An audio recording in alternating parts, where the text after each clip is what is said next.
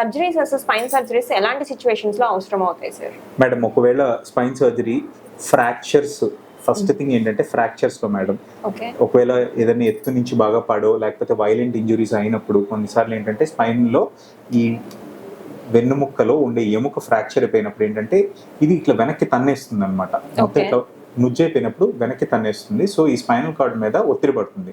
So అలాంటి టైంలో ఏమవుతుందంటే కాళ్ళకు వచ్చే నరాలు, యూరిన్ మోషన్, ఈ కంట్రోల్ తప్పిపోతుంది అనమాట. కాళ్ళకు వచ్చే నరాలు కూడా వీక్ అయిపోవడం, చచ్చిపడిపోవడం అలాంటివి జరుగుతుంది. సో ఏంటంటే ఈ నరం మీద ఒత్తిడి తగ్గించడానికి అండ్ ఈ విరిగిపోయిన ఎముకని స్టెబిలైజ్ చేయడానికి సర్జరీ చేయడం జరుగుతుంది. అండ్ రెండోది మనం డిస్క్ ప్రాబ్లమ్స్ గురించి మాట్లాడుకున్నాం. ఓకే, డిస్క్ ప్రాబ్లమ్స్ గురించి మనం మాట్లాడుకున్నప్పుడు కేవలం ఈ డిస్క్ ఎప్పుడైతే ఈ నరాన్ని ఒత్తుతుందన్నంత మాత్రాన ప్రతి ఒక్కళ్ళు సర్జరీకి వెళ్ళాల్సిన అవసరం లేదండి.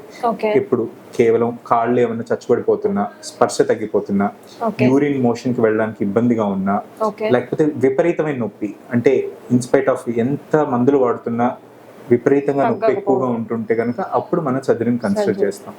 లేదు లేకపోతే లిస్థసిస్ అంటాం అనమాట. లాంగ్ టర్మ్ గా ఇట్లా ముందుకి వెనక్కి ఇలా ఎముక జారడం వల్ల విపరీతమైన నడుము నొప్పి ఉంటుంది.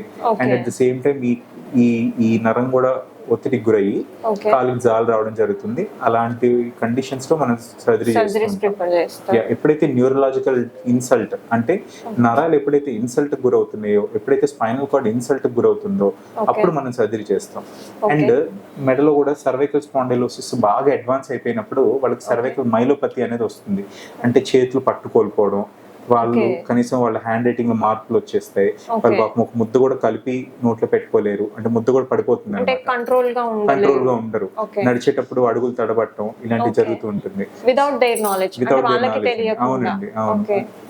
అలాంటి సర్జరీస్ లో మనం సర్జరీస్ ప్రిఫర్ చేస్తారు. అప్పుడు సార్ మరి ఇప్పుడు సర్జరీస్ అంటే లాంగ్ బ్యాక్ ఇది వరకు చాలా పెద్ద కట్స్ అవి చేసి సర్జరీస్ చేస్తుండే, ఇప్పుడు కూడా అలానే మేడం?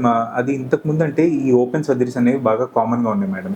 సో అలాంటి వాళ్ళకి ఏం చేస్తారంటే, సపోజ్ ఇప్పుడు మన స్పైన్ ఇది అనుకోండి, మీరు ఇక్కడ చూస్తుంటే కనుక ఇక్కడ ఈ లెవెల్లో మనకి డిస్క్ ప్రాబ్లం అనేది ఉంది. సో ఇంతకుముందు ఏం చేసేవాళ్ళు అంటే ఇక్కడ నుంచి ఇక్కడ దాకా మొత్తం అంతా కోత పెట్టి ఈ వెనకున్న కండరాలు అన్ని కూడా మొత్తం అంతా డ్యామేజ్ చేసేసి, సో ఈ వెనకున్న కండరాలు అన్ని కూడా డ్యామేజ్ చేసేసి ఈ వెనక ఉన్న ఎముకను తీసేసి అప్పుడు కానీ లోపల డిస్క్ ని యాక్సెస్ చేసుకొని ఎంతవరకు డిస్క్ బయటకు వచ్చిందో అది తీసేవాళ్ళు అనమాట. సో దీనివల్ల ఏం జరుగుతుంది, పెద్ద ఇన్సిషన్ పడుతుంది, లోపల ఉన్న కండరాలు అన్ని కూడా డ్యామేజ్ గురవుతున్నాయి. అండ్ ఎముకను కూడా తీసేసిన తర్వాత ఇన్స్టెబిలిటీ అనేది డెవలప్ అవుతుందండి. అంటే ఎముక వదులుగా అయిపోతుంది. కానీ ఇప్పుడు ఏమవుతుందంటే మన కీ హోల్ సర్జరీస్ అనమాట. అంటే తక్కువ కోతతో ఇవన్నీ చేయకుండా డైరెక్ట్ గా ఒక ట్యూబ్ లోపలిగా పంపించడము, మైక్రోస్కోప్ యాక్సెస్ తో సర్జరీ చేయడము, లేకపోతే ఒక చిన్న కెమెరా లాగా ఎండోస్కోప్ అంటారండి, డైరెక్ట్ గా అక్కడ ఎక్కడైతే డిస్క్ ఉందో అక్కడే ల్యాండ్ అయ్యేలాగా చేసుకొని డైరెక్ట్ గా అక్కడే వర్క్ చేసుకుంటాం అనమాట. ఏదైతే డిస్క్ ప్రాబ్లం ఉందో అక్కడ వరకు క్లియర్ చేసుకొని ఆ నరాన్ని ఫ్రీ చేసుకొని వస్తాం. దానివల్ల ఏంటంటేనండి వెనకున్న మజిల్స్ డ్యామేజ్ అవ్వవు, ఎక్కువ బోన్ వర్క్ చేయాల్సిన అవసరం ఉండదు, ఎక్కువ కోత పెట్టాల్సిన అవసరం ఉండదు. ఇప్పుడు మనం పొట్టకి కనుక ఇంతకు ముందు గర్భసంచి తీయాలంటే కనుక మొత్తం పెద్ద కోత పెట్టేవాళ్ళు, లోపలికి వెళ్ళి వర్క్ చేసుకొని వచ్చేవాళ్ళు. ఇప్పుడు ఏంటంటే లాప్రోస్కోపీ చిన్న 2 కెమెరాస్ వేసుకొని చేసుకుంటున్నారు. అదే విధంగా సేమ్ మన స్పైన్ లో కూడా ఒక చిన్న కెమెరా లాగా లాప్రోస్కోప్ లాగా ఇది ఎండోస్కోప్ అనమాట. సో కేవలం అక్కడ వరకు వర్క్ చేసుకొని మనం వచ్చేస్తాం అనమాట. సో దానివల్ల ఏంటంటే పేషెంట్ ఇమీడియట్ గా సాయంత్రం ఇంటికి వెళ్ళిపోవడం, సర్జరీ చేసిన రోజే వెళ్ళిపోవచ్చు అండి. అంటే ఏమి కోత పెట్టం కాబట్టి లోపల మజిల్స్ ఏమి డ్యామేజ్ అవ్వవు కాబట్టి ఇమీడియట్ గా ఆ రోజు ఈవినింగ్ కే డిశ్చార్జ్ చేసుకోవచ్చు, లేకపోతే నెక్స్ట్ డే డిశ్చార్జ్ చేసుకోవచ్చు. ఈ మధ్య ఎక్కువ మంది ఇదే ప్రిఫర్ చేస్తున్నారు, ఎండోస్కోపిక్ స్పైన్ సర్జరీస్ ప్రిఫర్ చేస్తున్నారు. మన దగ్గర ఎండోస్కోపిక్ స్పైన్ సర్జరీ ఫెసిలిటీస్ కూడా ఉన్నాయండి. And minimal invasive spine surgeries అనమాట. అంటే చాలా తక్కువ కోతతోనే, ఇన్ కేస్ మనం లోపల స్క్రూస్ అండ్ రాడ్స్ కూడా వేసుకోవాల్సి వచ్చింది అనుకోండి, చాలా తక్కువ కోతతోనే ఎక్కువ కండరాలు డ్యామేజ్ అవ్వకుండా మనం సర్జరీ చేసుకోవచ్చు. అండ్ ఇది వరకు ఎక్కువ కట్ చేసే వాళ్ళు సో అంత క్లియర్ గా కనిపించేది, ప్రాబ్లమ్ సాల్వ్ అయ్యేది కదా సార్. ఇప్పుడు చిన్న హోల్ పెట్టి సర్జరీ చేస్తానంటున్నారు, ప్రాబ్లమ్ సాల్వ్ మేడం ఇది అవుతుంది. చాలా గుడ్ క్వశ్చన్ మేడం. యాక్చువల్లీ ఏంటంటే మనం ఎండోస్కోప్ లోపల పెట్టినప్పుడు ఏంటంటే మనం నార్మల్ కంటితో చూసేదానికంటే కూడా మనం టార్గెట్ ఏరియా ఎక్కడైతే ప్రాబ్లం ఉందో ఆ ఏరియాని ఆల్మోస్ట్ మనం 40 to 50 times మోర్ మ్యాగ్నిఫికేషన్ తో ఇంకా క్లియర్ గా చూస్తాం మేడం మనం అంతా కూడా. అండ్ మైక్రోస్కోప్ యాక్సెస్ తో మనం వర్క్ చేసుకుంటున్నప్పుడు ఇంకా క్లియర్ గానే కనిపిస్తుంది. So the risk of damage of nerves and risk of damage of adjacent structures, complications అనేవి జీరో అని ఏ డాక్టర్ ఎప్పుడు చెప్పారు మేడం. వెరీ లెస్ అని చెప్పారు. Very less compare to open surgeries. Okay, so అందరూ ఇవే ప్రిఫర్ చేస్తున్నారు. ఈ మధ్య ఎక్కువ ఇవే ప్రిఫర్ చేస్తున్నారు మేడం. సక్సెస్ రేట్ ఎంత ఉంది sir? Madam success rate is like open సర్జరీకి ఎంత సక్సెస్ రేట్ ఉంటుందో సేమ్ ఇదే సక్సెస్ రేట్ దీనికి కూడా ఉంటుంది. అండ్ ఇంతకు ముందులాగా ఈ స్పైన్ సర్జరీ అనగానే లేకపోతే ఈ కీహోల్ సర్జరీ అనగానే మన హడావిడిగా బెడ్ రిడెన్ అయిపోతారు అస్సలు అది కూడా ఒక అపోహ మేడం. సర్జరీ చేయించిన రోజు సాయంత్రం సపోజ్ పేషెంట్ కొద్దిగా ఇంకా మత్తులో వీక్ గా అనిపిస్తే ఆ రోజు కాదేమో కానీ నెక్స్ట్ డే మార్నింగే వాళ్ళకి నడిపించడం కానీ మెట్లెక్కి దించడం కానీ ఇవన్నీ చేస్తాం. సెకండ్ కూడా ఎక్కి దిగొచ్చా సార్ నెక్స్ట్ డే? చేస్తామండి. సెకండ్ డే వాళ్ళ ఇంటికి కూడా వెళ్ళిపోతారండి. సెకండ్ డే వాళ్ళ ఇంటికి కూడా వెళ్ళిపోతారు. అండ్ ఇంకేమైనా స్టేపుల్స్ కుట్లు కానీ అట్లా ఏమైనా వేసి ఉంటే కనుక ఒక 2 వారాలు తీసేస్తాం. సో కంప్లీట్ గా బెడ్ రిడెన్ అయిపోతారు అని చెప్పేసి కూడా లేదు మేడం. అదేంటంటే ఒకవేళ బై మిస్టేక్ ఏమైనా ఫ్రాక్చర్స్ వల్ల కానివ్వండి, లేకపోతే మనం ఇందాక మాట్లాడుకున్నట్టు సర్వికల్ మైలోపతి బాగా అడ్వాన్స్డ్ స్టేజెస్ లో వచ్చినప్పుడు కానివ్వండి, అంటే ఆల్రెడీ వాళ్ళకి nerve damage, spinal cord damage జరిగిపోయింది అనుకున్న వాళ్ళకి ఏంటంటే మనం సర్జరీ చేసేది అట్లీస్ట్ పెయిన్ రిలీఫ్ కోసం అండ్ అట్లీస్ట్ ఏమన్నా ఇంప్రూవ్మెంట్ వస్తుందేమో అన్న ఆశతో మనం సర్జరీ చేస్తాం అనమాట. సో అలాంటి వాళ్ళు మేబీ ఏమైనా బెడ్ రిడెన్ ఉంటారేమో కానీ సర్జరీ చేయడం ద్వారా, సర్జరీ చేసిన తర్వాత చాలా వెరీ రేర్ అని చెప్పాలి మేడం. అసలు ఈ రోజుల్లో అయితే ఇంతవరకు నేనైతే చూడలేదు ప్రాక్టీస్ లోకి వచ్చిన తర్వాత. సర్జరీస్ తర్వాత ఓన్లీ చెక్క బల్లల మీద పడుకోవాలి, ఇట్లా బెడ్స్ ప్రిఫర్ చేయొద్దు ఏమొద్దు మేడం. సర్జరీ తర్వాత అని కూడా కాదు, సర్జరీ ముందని కూడా కాదు, మరీ మెత్తగా వద్దు, మరీ అలానే చెక్క బల్ల మీద పడుకోవద్దు. నార్మల్ మెమరీ ఫోమో, యూ ఫోమో మనకి రోజువారీ వేసుకుని ఈ కాయర్ మ్యాట్రెస్ అయినా కూడా ఓకే, నో ప్రాబ్లం. అసలు చెక్క బల్ల మీద మా దగ్గరికి వచ్చే ముందే చెప్పేస్తారు, సార్ మేము చెక్క బల్ల మీద 2 వారాల నుంచి పడుకుంటున్నాం, అయినా ఏం బెనిఫిట్ లేదు సార్, ఇంకా ఈ మోచేతులు ఈ తొంటి ఇవన్నీ ఇంకా నొప్పుకొని ఇంకా ఎక్కువ నొప్పుతున్నాయి సార్ అని చెప్తారు. ఏం అవసరం లేదండి, నార్మల్ పిల్లో మీద పడుకోండి సరిపోతుంది.